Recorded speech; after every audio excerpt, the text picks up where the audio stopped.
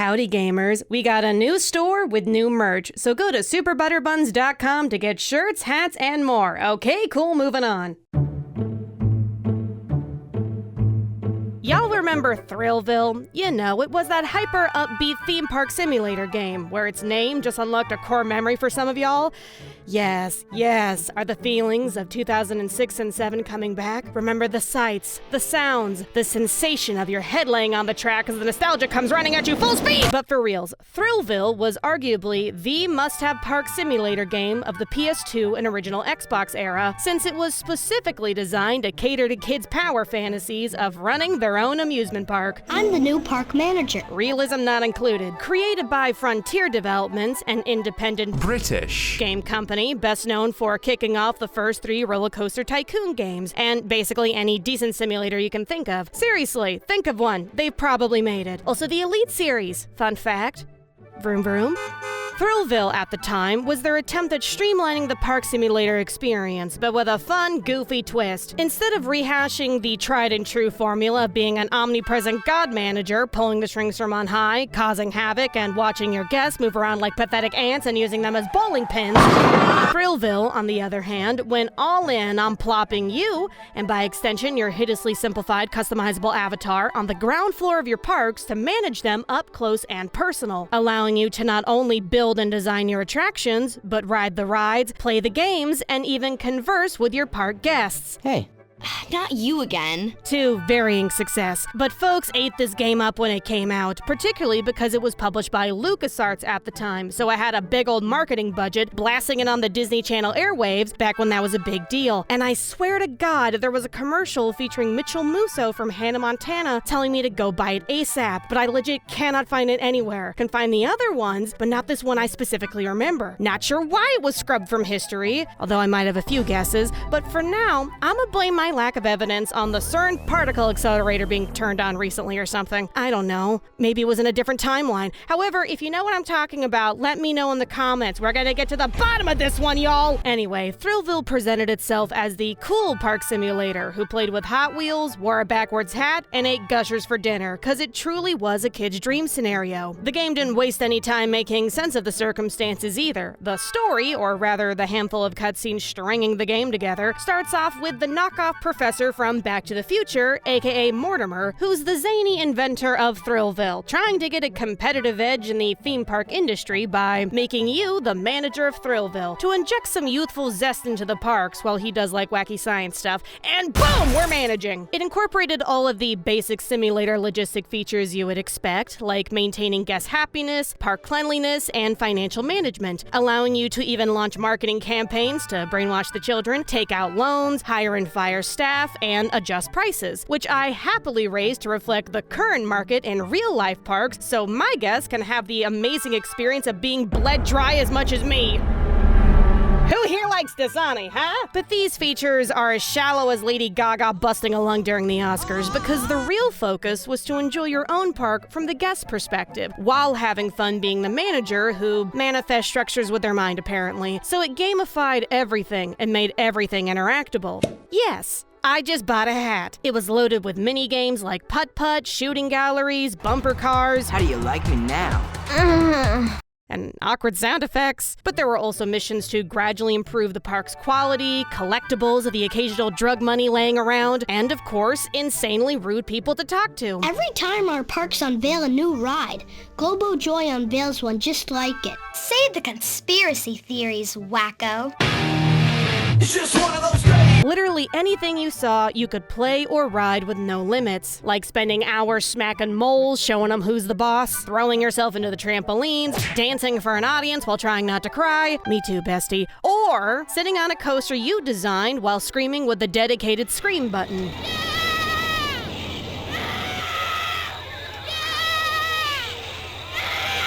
Thrillville even turned the labor of managing a park into a minigame, like training the janitors by running around and vacuuming up garbage. It truly injected fun wherever it could, because I have never seen a guy this excited about scraping sun-dried piles of vomit off a sidewalk before. Dude jumps up for joy like he's getting paid a living wage or something. Now, a lot of the minigames felt like watered-down rip-offs of older arcade titles, while others are weirdly elaborate in comparison. But the basic entertainment was still there, even if some of the more necessary ones were a little repetitive. But everything has a scoring system, so you always feel like you're making progress. Nonetheless, other aspects made the game pop too, like the Thrillville radio show that can be heard while walking around, Thrillville's own park radio. or the variety of camera options to flip between while you make yourself nauseous on a ride, or flirting with park guests where you bark random facts at a person until they like you so you can slide into those DMs I think you're the light at the end of my tunnel. I better roll a boulder over the exit then.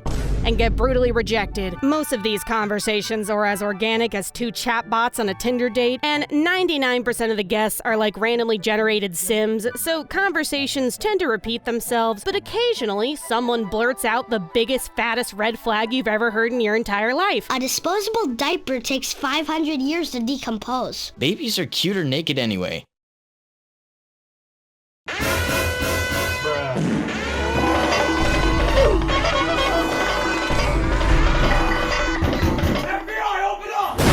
So I can't say the conversations are always boring. Also jail. But the game did have the wise foresight to wall off the flirting dialogue features if you play as a kid manager. But hilariously, to compensate for this, you literally play matchmaker instead by temporarily possessing an older person to find a partner to get all mushy-gushy with. If I followed you home, would you keep me? You'd go straight to the dog pound.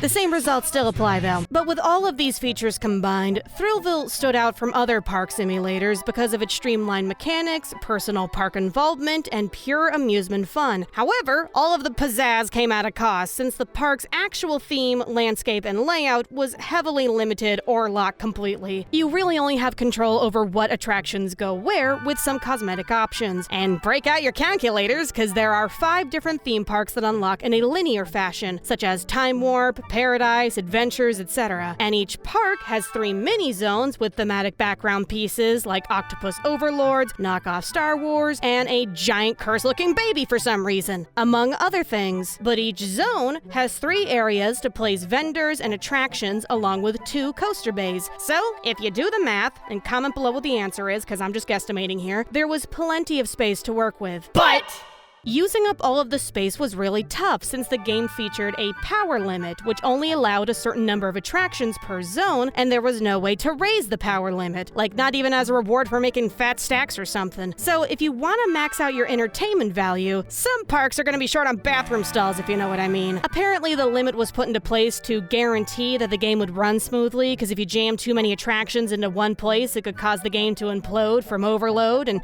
do some weird stuff. Low-key funny though. But despite the technical constraints, the original Thrillville was an immediate success, and it quickly gave Frontier the green light to release a sequel a year later with Thrillville Off the Rails. Now, if we were to hold this sequel to today's standards, Off the Rails could have easily just been a chunky update of the original. It's more like Thrillville version 1.30, cause notice the lack of 2 on the logo. It was very much comfortable not reinventing and just being a prettier wheel. Early access versus the final product, if you will. In fact, the footage I've shown so far has been alternating between these 2 versions, and unless you're counting polygons, you weirdo, I doubt many of you noticed. Gotcha! Please hit that like button, thank you. However, this was a time when games didn't cost as much as healthcare, so people didn't mind the lack of new features because Off the Rails was just Thrillville, but better, and available on more platforms. But after evaluating the player data collected over at the Buns Research Division, please buy our shirts. Off the Rails is normally the version people are referring to when they speak fondly of the series, and it's definitely my preferred version since it has more content, quality of life options, and a banging soundtrack and theme song.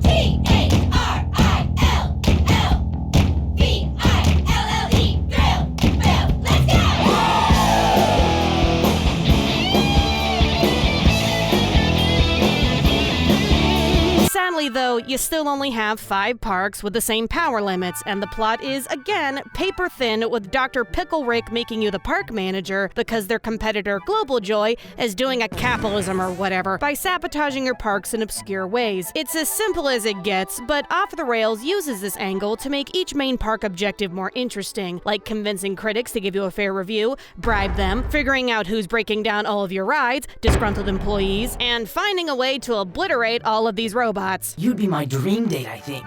Unit flattered by puny humans' interest, but also vaguely disturbed. But perhaps emotional obliteration was the key the whole time. Off the Rails also had considerably more mini-games too, like Motorbike Billy's Back-Breaking Blowout, or Robo KO Throwdown Extreme, and the forever ominous and incredibly unsettling Sparkle Platformer, where you desperately try to save your little chicks from whatever the f this thing is! Oh god, holy, what the? Don't touch me!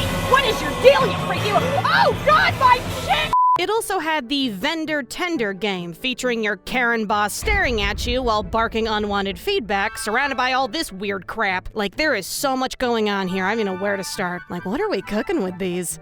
Meth? Honestly, despite how odd and basic this looks, I was low-key obsessed with this minigame growing up, and I have no clue why. Like, I would literally boot up Thrillville just to play this for hours. It's very cathartic, I guess, I think. I don't know. Pizza pie go bing. It's the simple things in life, guys. But easily the biggest off-the-rails addition was the coaster types and building options. They're referred to as WOW coasters, and it lets you create insane physics-defying tracks with exceptionally dangerous gimmicks like blast cannons, rings of fire, and... But true to the game's subname, the best part was that you didn't have to finish your tracks anymore and could easily launch your guests off the rails. So it doesn't look good now, folks. The game high-key encouraged these kind of designs too, assuming you kept the nausea meter low and bound and beat the safety inspector to a pulp somewhere. Switching gears real fast though, I gotta mention some small but incredibly well done aspects of both games, which was its thoughtful approach to convenience and intuitive menus. Seriously, they had a baby-proof a park simulator so poor children didn't break down from all the logistics stress. First thing is that park progression is very generous. All you need to do to unlock more parks was like a merry-go-round, a pizza stall, a coaster from Final Destination 3, and a half-finished putt-putt course, and you're good. So you never had to hustle and grind to get where you wanted to go. On top of that, it was also very easy and quick to move around attractions, switch between objectives, and build coasters without any frustration. Like, they can literally finish themselves if you want. Also, as a hyperactive kid, these menu inputs were zooming at the time. Like, check this out. Awesome, love this kind of stuff. Huge bun seal of approval. The last little detail, though, was that it conveyed the plentiful amount of minigame controls and information efficiently with these little cute anime-esque intro graphics, giving you a nice quiet moment to breathe, prepare for a new control scheme, and why that garbage man's smirking at me? So in the end, Off the Rails made the most of the original's foundation by keeping the things that worked while adding in more content, spectacle, and again, went absolutely bananas with its soundtrack. We're talking the greats, y'all. Allie and AJ's potential breakup song, Yellow Card's Ocean Avenue, Lily Allen's Smile, and East Northumberland High by Miley Cyrus. Just because I liked you back then, it doesn't mean I like you now. Bangers! Every single one. The playlist is on Spotify, by the way, so take a trip back to better days, y'all, cause I'm already there. But Thrillville was impressive for its time, and, well, really only its time. Yeah, this is what we call aging poorly, y'all. It didn't exactly have a gripping narrative that echoed through the generations, so its technical limitations are what limited its relevance, since park sims are nothing new, and more powerful tech that can simulate a more immersive experience will easily replace one another. However, at the very least, Thrillville remains unique because it emulates actual amusement park fun so well. A design choice that has not directly been duplicated yet, except for maybe Park Beyond, a game referred to by many as the spiritual successor to Thrillville for some reason, even though it still leans really hard on the whole designing the park from God's perspective thing, and there's plenty of those, although it does have the wacky, colorful aesthetic thing down, and the slightly uncanny feeling. Park Beyond is also not made by the same developers. After the release of the Thrillville duology, Frontier Developments took on various publishers' contracts to create other simulator games for other people, with the occasional self-published project, with only a few titles adjacent to the Thrillville magic, like the expansive but straightforward Planet Coaster or the Xbox-exclusive Scream Ride, a game that asks, what if we made Crash Dummies real people? Seriously, it's like Thrillville's older, mentally deranged engineer brother with a destruction fetish.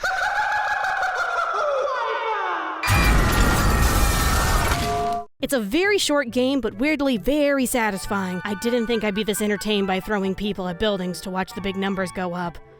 They look like they're having fun, right? But Frontier Developments eventually rode into the elite sunset, blasting their trucker horns all the way to the space bank, and are clearly not capable of returning to the Thrillville brand until the formerly named LucasArts asks dear old Daddy Mouse if it's okay. I don't know if this series will ever come back, or if it legally even can, but God, I hope it does. Like a modern Thrillville with today's tech would be amazing. Imagine having your character and guests actually look like real people, with conversations that felt semi-organic, and not like a 13-year-old's first fanfic, sending my prophetic energy into the sky. Manifest with me, y'all! Regardless, Frontier has proven to be very talented at making simulators over the years, or at least making the simulation of management and mundane jobs into something fun. And I think some people could use those kinds of games right now. Something kinda head empty and silly. I know there's kind of an abundance of those if you look in the right places, but luckily, Thrillville and Off the Rails are still easily accessible if you're looking to get a blast from the past, which I highly recommend for nostalgia's sake. Now, I used to end these kinds of videos with, it's a shame people forgot insert game here, but did we really forget about Thrillville? Or at some point were we all forced to grow up from our childhood fantasies and embrace the artificial reality of today?